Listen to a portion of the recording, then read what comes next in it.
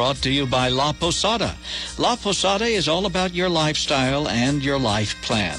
Choose your next home from a variety of apartments, spacious garden homes, or freestanding park center homes. Our guest today is the mayor of Sahuarita, Tom Murphy. Good morning. Good morning, and thanks for having me. It's great to have you here because I know that you can fill 30 minutes if I were to ask you only one question. Well, and I take that as a great compliment. Thank you, guys.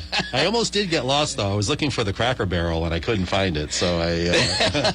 Now, if the mayor, if he sounds a little muffled, it's not because we're trying to muffle him.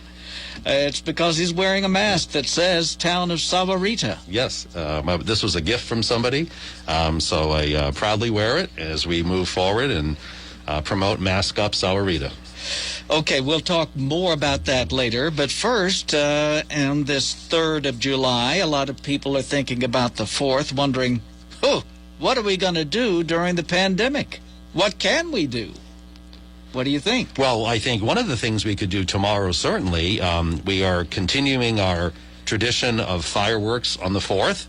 It's a little different this year. Usually we hold it at the town lake, and we have different food trucks and activities. One of the more fun things we've done in the past is float your boat, where people make homemade boats, and we do little races on the lake. But, of course, the environment we're in now, we had to suspend those types of things. But we moved the fireworks to Wrightson Ridge School, and we're encouraging people that they start at 8:30, and we're encouraging people to, as much as possible, watch from their own home or backyard because it's centrally located. But if you're out and about, there are some parking opportunities, but to stay in your car, much like we've done with our DriveIn Movie series that we have started.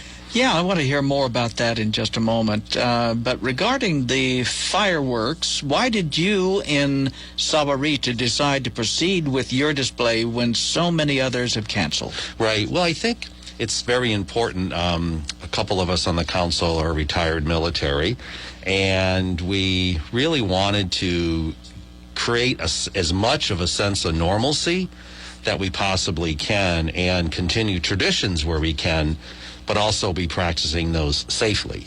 So the two in the area that I'm aware of are on the base, Davis Motham. Of course, you have to be active duty or retired, but you can see those from the distance, as well as ourselves. So again, it was really Independence Day is really what started this great country we live in, and we celebrate our freedoms, and we wanted to continue that tradition. How long will the fireworks last?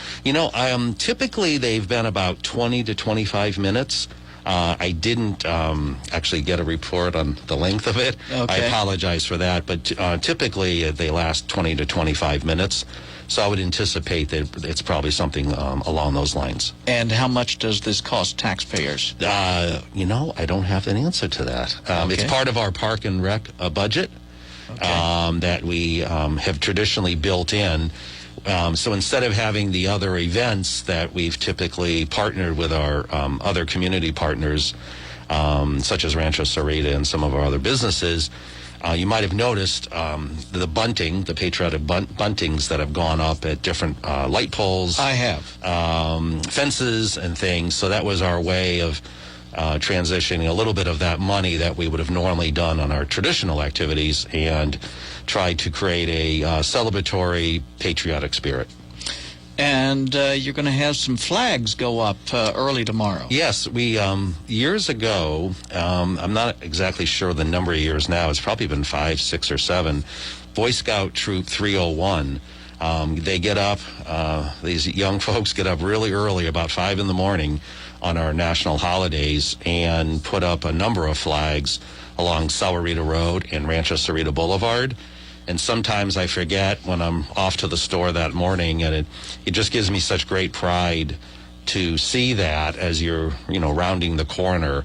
And it's just, I think, another thing that helps separate us a little bit from surrounding communities. Now we go from July 4th to August 4th, and a primary. Yes, and a lot of folks probably don't realize in our town we have nonpartisan elections. So typically your August primary would be determining the Republicans and the Democrats, and then you go to your general election. Well, we're nonpartisan elections, so we're just running to fill the particular slots that are open. So typically this year we would have 4 of our 7 slots that would be up for re-election or election. But because we had a resignation probably a year and a half or so ago, we actually have 4 4-year terms, which are the normal terms, and then 1 2-year term to determine who that would be. And then that person would be up for re-election in 2022 with myself and the vice mayor, who is on that group of 3. So we're split between 4 and 3 every 2 years. How long have you been in now? I was elected to the town council in 2013, so that's 7 years, but I've been the mayor 4 years because we're, again, a little different. We select the mayor amongst our town council folks and the vice mayor. Has it been a pleasant enough experience for you to think about running again in a couple of years? Yes. Well, it's, you never know what the future holds. Boy, this year has proved that. Absolutely. And really, when I moved here in 2003, I was retired Air Force. My wife was still active duty out of Davis-Monthan. How I got started was on the school board, and I served 12 years on the school board. And then that had interest to try to make our community as business friendly. I know that's an overused word, but really wanted our community to be business friendly. We don't have a property tax that goes to the town in the town of Sahuarita. It all goes to other entities. So we're very reliant on our local revenue, and we get some state shared revenue based on our population. So to be really supportive of our business community is, public safety is always number one. We just approved our budget a couple of weeks ago, and we're actually adding 2 police officers, which I'm very proud of. As opposed to going the other way. As opposed to going the other way. A lot of places are. Yes, now. Absolutely. Because I've said from the beginning that if we're not a safe community first, then you're going to waste a lot of time talking about economic development because you're not going to attract businesses and residents to come here. We're always rated one of the top 5 safest communities in the state of Arizona, which I'm very proud of. What is your opinion of the pushes in various locations to defund police? I think it's crazy, to be frank. Obviously, you want all of your services to be quality, and that includes the police department. But as you're seeing in some of these cities where you're going the other way and towards the defunding effort, you're actually seeing, horrible spikes in violence and, those types of crime. And I just think that's not the direction we're going. So I'm proud I can be part of the leadership team that believes a strong, highly trained, quality police department is first and foremost. If you look at our budget, which always gets presented to us each year, I always sort of joke each year, the police bar is the highest to the left, and the mayor and council's piece of it is this little tiny bar. You almost can't even see it, all the way to the right, as it should be. Now, for people who want to vote on August 4th, how do they? And they have to register. They have to register, and I saw, I think it was this morning, that Monday is the last day that you can register to vote for the upcoming election. So if you are not registered, I would encourage you to, because, that's the only way your voice can be heard. And we have a very transient with Raytheon, the base, Border Patrol, just various snowbirds relocating here. We have a very transient population, so it's really important to register. And then we have multiple ways. Myself and my family are on the permanent early voting list, so they just send me the ballot automatically. We have multiple polling places. It does change depending on, I think, volunteers and the type of election, but you can always go to the town's website or Pima County, who handles voting, and find out the polling places that they come up. But we're looking forward to hopefully a very high participatory election, which unfortunately across the country, isn't always the case. We don't have a really good participation rate as some other countries do. And this being the 4th of July Independence Day celebration, I think it's a good time to concentrate on that. Has Sahuarita been doing the drive-in movie thing? Yes, we started that in May, and it's held out at Veterans Memorial Park, which is the park across from Quail Creek. We were doing most of the weekends in May, and then we went to once a month, so we did one in June, and the next one is July 18th, and it's Thor. So, and that will not be me with my hammer, but it'll be the movie. The gates open at 7, and it starts at 8 p.m., and probably for at least you and I, Guy, I'm not sure. Steve looks like he's nothing over 25, so he may not know what a drive-in movie is. Of course, he's wearing a mask. Yes, but it really takes me back to going with my parents to the drive-in movie to see the families and the older folks who are coming. I think to really get out a little bit. What was the turnout like in the previous ones? Typically over 100 cars. Wow, that's pretty good. Yeah, a couple of them we have capacity about 156, and early on, probably a little bit to the newness of it, we pretty much sold out. How do they hear what's going on the screen? It's a tuner. That the old days used to hang it, the speaker on your window and roll it up. So this you just tune in to your I think it's an FM signal. I think it probably is. And they have it going across the screen on how to. So the quality is very nice, especially with everybody's auto. You got it in stereo. We have it in stereo. So it's been very well received to see again families, retired folks coming out and just enjoying a rerun basically of a movie and spending time, but doing it in a safe manner. It's been nice to see. Now, are they able to get any treats while they're there, or is that something they need to bring? No, they would bring those. Or the bathroom is open over there, but no, typically because we were trying to keep the congregating down as much as possible, so we don't have that.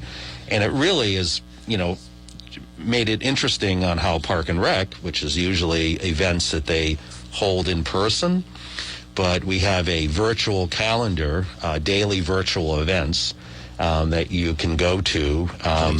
This last Thursday, they had one about making July 4th kebabs. So it was a little lesson on doing that. This week, they have Oreo mud treat coming up and how to make glow-in-the-dark clothing. Wow. And then every Friday, there's a story time. I know. Steve glows in the dark. I know, and I know he'd be interested in story time probably as well. He probably would. From his past experiences with the education world. So we're very proud that we're, the new normal, again, probably an overused term, but, really how to deliver those types of activities to our community and do it in a safe manner. So our Park and Rec department has done a great job transitioning to this new normal. And then I know you're a photographer and you may not be aware, we started on a mural program in our town parks. Oh. So a lot of our buildings, our maintenance buildings, have those metal roll-up doors, and we have the big utility boxes, which are, big blank canvases, basically. So we're up to 14 murals throughout the town with different themes. Nice. That really adds. So that's something, as you're wandering around our town parks, make sure you have your camera with you, because I think you'd get some really interesting and great pictures from there. Sounds good. Now, we need to get much more into the COVID-19 issue, and we're going to do that when we continue on Around the Cracker Barrel with Tom Murphy, the mayor of Sahuarita. So stay with us. With so many things changing, it's good to know that La Posada is here for you today and for your future. Now is a perfect time to plan your retirement years with a secure and enjoyable lifestyle at La Posada Green Valley. Our nationally accredited continuing care community features great dining and a staff dedicated to your full well-being. And we look forward to returning to normal daily life. Over 600 employees and 750 residents of La Posada make up a wonderful 100-acre small town with walking paths, dog parks, and friends galore. To learn more, visit PosadaLife.org or call La Posada at 520-648-8131.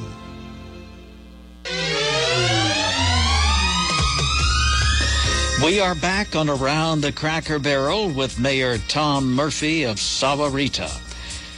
You've mentioned it numerous times. Safety is at the top of your list, especially in these times of COVID-19, Mayor.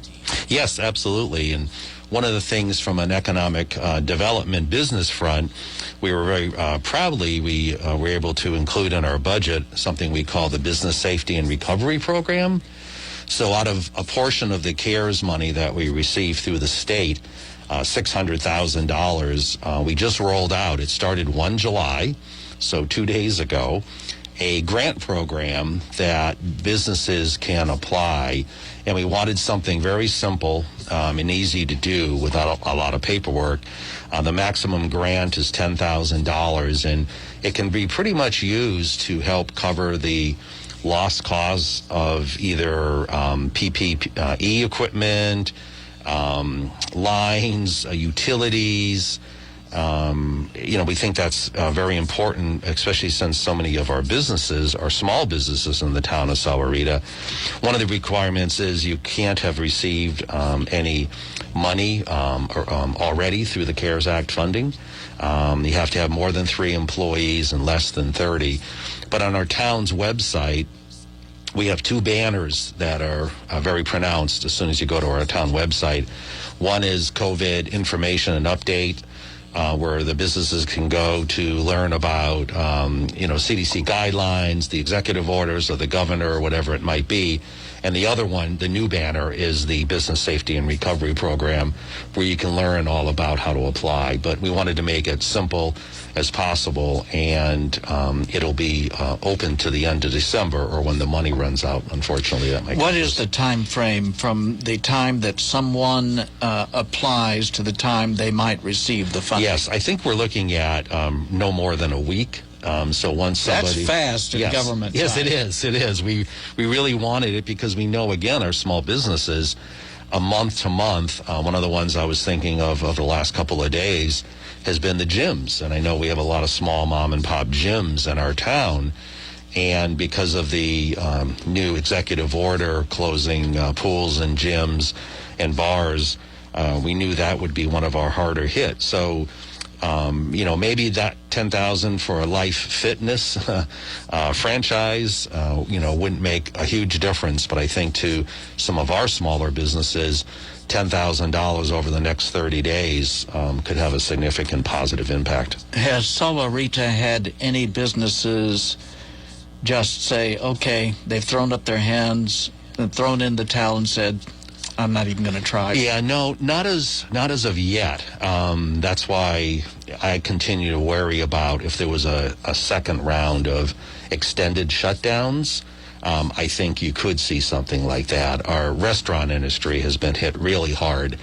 So, we try to find various ways. We loosened up our sign code, for instance, early on, so you could hang up a banner quickly that says, we're still open, or open for drive-through, as an instance. And the other one was our zoning code.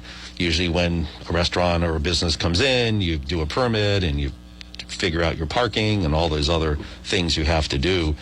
But to help our restaurants that were operating under reduced capacity, we allowed our zoning code to open up to, spill out into the sidewalk or literally into the parking lot if it made sense and was, safe. What is the capacity for restaurants at this time? 50% is what they are trying to operate, which going back to your earlier question, it does make me worry in the restaurant industry because they have such thin margins, profit margins. And usually, so they're not making money. I would say they're just surviving, probably. I would say they're not, because when they do their lease and their utilities and their overhead, it's based on a pro forma that you have so many tables and so many customers for lunch and dinner and how many turns, and you start taking away that type of capacity, it makes it very difficult. So that's where the Paycheck Protection Program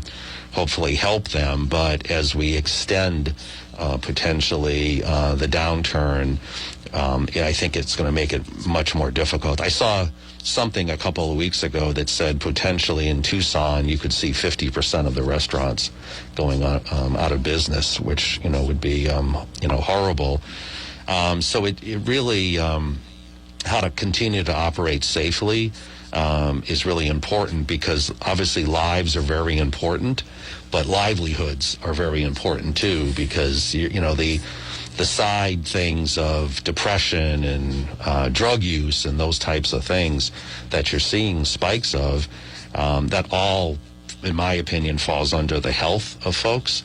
COVID's very important, but it's not all-encompassing with all these other things. As a Republican yourself, when you look at the way the openings and reopenings and closings have been handled by Governor Ducey, would you have done it differently? Wow. Well, the thing I've learned, both in life and in government, hindsight is always nice, and it's always 20/20. Back to policing as an example. When you're in the moment, you have to make these split-second decisions, which other people afterwards get to, Monday morning quarterbacking on. So that's a difficult one, because this is a hard one, because I understand the frustration of some of the businesses, such as the gyms, that have been sort of singled out, even knowing how hard, including restaurants as well, on how hard they work to satisfy their customer base with cleanliness and sanitizing and all those types of things. So when you have different businesses being held to sort of a different standard, I think that makes it very challenging. And so I understand the frustration on, when one gym owner out of Phoenix, that was really frustrated, he has a lawsuit in. I listened to him, and he said, when we were all doing this together and we were all in it together, I could understand that, because everybody had the same level playing field. But now, closing us, but not pick at a home improvement store or grocery store or whatever it might be. I could understand the frustration why they were being singled out. When we think of COVID-19, we think of having to go to the hospital. We are going to have a new hospital in Sahuarita. Northwest Hospital is coming. It's been building. Where does that stand? Yes, one of the things they're looking at September, the last I heard, opening. Now, depending probably on some hiring and things, I'm hoping that doesn't slip. I would certainly understand if it slipped a little bit. But right now, they're talking about September. And one of the things we learned during our budget meetings not too recently was year over year, last year when we were making our budget, we projected about a 6% gain in our tax revenues. And even through all of this, we actually gained 1% over last year. So those are the types of things that, provide us, allow us the opportunity to continue to provide services. We have our SAMTech, our Sahuarita Advanced Manufacturing Technology Center. That will be finished in 2 weeks, just up the road here on La Cañada. La Cañada near Sahuarita Road. Just south of Sahuarita Road, 31,000 square feet. And what is going to happen in that building? Yeah, it'll be, it was designed to encourage employment and manufacturing and technology. So we have one particular inventor that I've known for a number of years, the inventor of the Emily rescue device, hydronaulics. So he's been expanding in our town. So it's those types of uses. Light industrial, clean. It's a beautiful building. On Sahuarita Road on the school campus, which now is owned by the county, a parcel of land. There's grading work going on for our new permanent library, which a lot of people have been working on for a number of years. Our temporary library is in a modular home just south of Sahuarita Road that Rancho Sarita owns, and they've been leasing that for $1 a year to the county because early on, the developer, Rancho Sarita, thought a library really is one of the things that rounds off a thriving town and community. So he was really committed to that, and we're really excited. Some new building being done at the Crossing Center? Yes, the Crossing across from the Walmart. They have a couple of buildings in for permit. And also the corner of the Rancho Sarita Marketplace where the Fry's gas station is, they're in for a building permit there. So I don't know what will be going in there. I get asked a lot for more sit-down restaurants. Unfortunately, we tried as a town just to make ourselves as business friendly as possible, but we don't have any type of veto power, or we just encourage everybody to hopefully develop and invest in our town. And that's a couple of nice projects that we'll be working on going forward. Back to Northwest Hospital, if they do open in September, what impact would that have on the treatment of COVID-19 cases? Yes, I haven't specifically spoken to the CEO about that because I know they're going to have an emergency room, and I think it was around 14 beds, a couple of operating rooms. Again, being under the umbrella of Northwest, they'll also have an umbrella hospital to actually help treat patients. So they haven't communicated to me the types of services that they will be providing, but knowing how everybody is watching this pandemic, I'm sure that's going into part of their thought process. And we want to get to the census. Absolutely, and thanks for letting me give us just a second on that. That's still going on. We didn't want to get lost in all of the other things that are going on in the world. It's very important. It determines your seats in the House of Representatives. It determines a lot of your funding. The national rate is around 61%. Arizona is at 58%. Self-response rate. Pima County is at 62. We're at 72.7, the second best self-response rate in the state of Arizona. Oro Valley is our only one that has a better response rate. And I'm friends with all the local mayors, but certainly with Oro Valley and Marana, and I don't like to lose to either one of them. So I would encourage everybody, whether they're in unincorporated Pima County, Green Valley, or incorporated Sahuarita, it's very important for everybody to self-respond, and I just keep pushing our folks there. How did they do that? You can by telephone. They're really trying to, this is pre-COVID, they wanted to do it using technology. Now, if you don't respond, they are going to paper and are sending the reminders to you. But just Census 2020, it took me, I think, 4 minutes or so to complete it. That's very good for you. It is very good, absolutely. So I know both of you gentlemen could do it in 2 minutes, which would make it. And, we had a whole plan on all of our events pre-COVID to have our iPads at all these different events and have people respond. And, of course, that went out the window. So we just, you can do it from the safety and leisure of your kitchen table, and 2 minutes for you, 4 minutes for me. and take just 15 seconds now to remind people about the fireworks. Absolutely. Saturday, July 4th, tomorrow, 8:30, Wrightson Ridge School Park. You can see it from a lot of our town. And also, just remember to watch out for each other and mask up, Sahuarita. Mayor of Sahuarita, Tom Murphy, thank you. Thank you. Around the Cracker Barrel, brought to you by La Posada, Southern Arizona's best choice in senior living. La Posada offers low-stress living with amenities that enhance your well-being and peace of mind. And when you think about it, isn't that what retirement living is really all about? Visit La Posada to see whether it's right for you. And we'll see you next week for Around the Cracker Barrel.